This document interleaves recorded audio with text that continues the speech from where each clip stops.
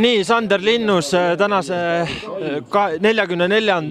Haanja maratoni võitja, ühtlasi ka Estoloppeti maratoni üldvõitja. Räägi meile, mis toimus, kuidas sa seal lõpus ikkagi mööda said?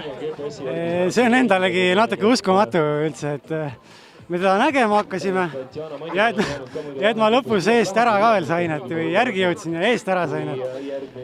Et enamus raha sõitsime neljakesi koos ja siis selle nii-öelda mõrvari tõusu peal kilbiga proovisime ja siis ma sain eest ära ja läksin nagu ühe soojaga edasi ja siis kilomeeter enne lõppu sain imma kätte ja vaatasin lõpu peale, ma jätta ei tohi, siis panin täie rauaga nii kui siis jaksasin, panin sealt edasi ja tasus ära. Et me siin tahtsime sulle ennem omaette mõtlesime, et saame sulle öelda, et lahingut ei võitnud, aga kogu sõja võitsid. Et imma oli ikkagi paar minutit oli kogu aeg teist ees ja lõpuks sa rebisid mööda, et palju õnne sulle. Kas täna õhtul puhkad või hakkad Rootsi poole minema, et võtta ka Rootsi maraton ette? Ei, täna õhtul tuleb kindlasti üks korralik saun ja kerge taastav karastusjook ka. Oled välja teeninud? Ma usun küll.